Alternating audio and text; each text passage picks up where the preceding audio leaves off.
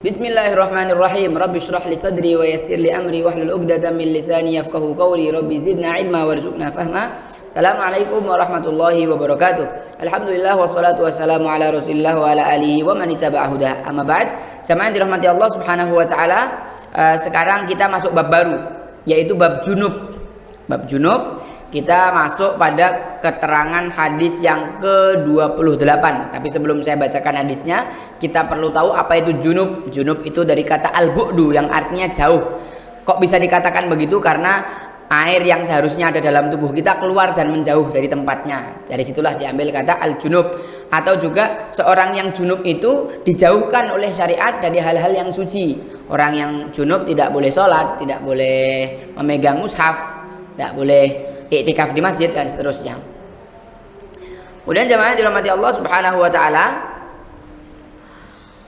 yang menyebabkan seorang itu wajib mandi junub atau yang menyebabkan seorang itu dikatakan junub ada 5 hal, ada 5 perkara. Yang pertama, keluarnya air mani dengan memuncrat dan diiringi rasa nikmat.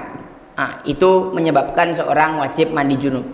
Kemudian memasukkan kepala zakar, kemaluan laki-laki, ke dalam kemaluan wanita atau berhubungan jima, maka itu juga menyebabkan seorang wajib mandi junub walaupun dalam berjima itu dia tidak mengeluarkan air mani. Bahkan ketika kita mempelajari kata iltiqa al-khitanaan, bertemunya 2 khitan, padahal iltiqa dalam bahasa Arab itu artinya bukan masuk tapi bertemu. Jadi ketika kemaluan laki-laki dan kemaluan perempuan itu sudah ada di garis yang sejajar, maka itu sudah menyebabkan orang tersebut wajib mandi junub walaupun dia tidak mengeluarkan air mani.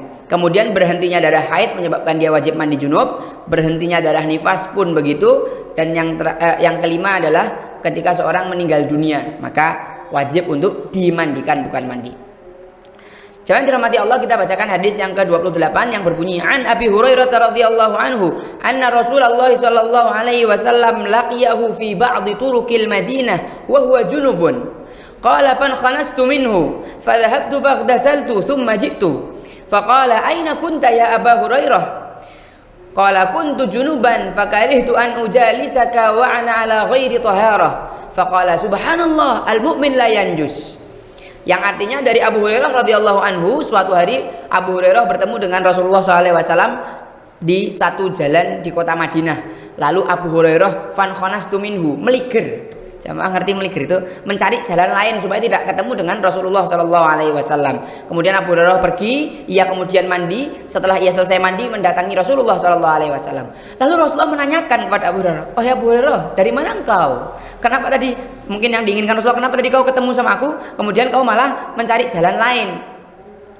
Maka Abu Hurairah menjawab, kuntu junuban, aku sedang dalam kondisi junub ya Rasulullah. Fakarihtu an ujalisaka, dan aku enggan untuk duduk bersama engkau dalam kondisi aku tidak suci. Wa ana ala ghairi taharah. Maka Rasulullah kaget dengan pernyataan Abu Hurairah tadi, takjub juga. Lalu Rasulullah SAW bersabda, subhanallah, maha suci Allah, al-mu'min la yanjus, orang mukmin itu tidak najis. Yang najis innamal musyrikuna najas, orang yang musyrik lah yang najis. Itu pun bukan najis secara zat, tapi secara bukan secara zat, secara majas saja.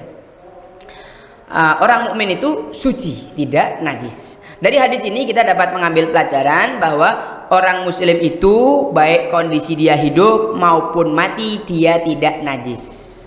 Lain dengan hewan, kalau hewan mati maka dia berubah menjadi najis statusnya. Tapi orang muslim maninya tidak najis, bakalnya dia tidak najis. Ketika dia hidup tidak najis, mati pun dia juga tidak najis. Kemudian yang kedua yang bisa kita ambil pelajarannya adalah bahwa Abu Hurairah itu sangat memuliakan Rasulullah SAW. Adabnya beliau sangat baik, sangat memuliakan Nabi. Bahkan beliau itu enggan duduk bersama Nabi dalam kondisi junub.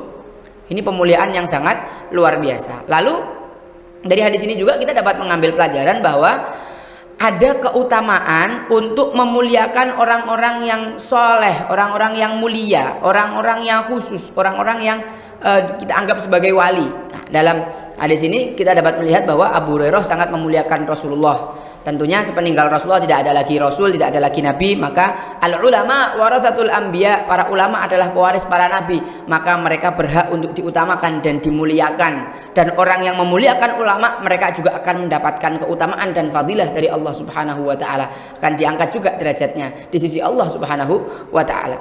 Kemudian pelajaran terakhir yang akan saya sampaikan dari hadis ini, bahwa seyogianya seorang muslim itu memperhatikan kondisi saudaranya. Ketika Rasulullah SAW melihat keanehan pada saudaranya yaitu Abu Hurairah, Rasulullah bertanya, kenapa wahai Abu Hurairah hari ini kau bersikap aneh? Nah, bagaimana kita ini aplikasikan dalam kehidupan kita sehari-hari ketika kita bersama dengan rekan-rekan kita, teman-teman kita, tim kita, tetangga kita, sahabat kita, saudara kita, teman kita. Ketika kita melihat satu kejanggalan, hal yang tidak biasa, maka kita dianjurkan untuk bertanya, kenapa kok kamu murung hari ini? Tidak punya duit. Nah, gitu kan.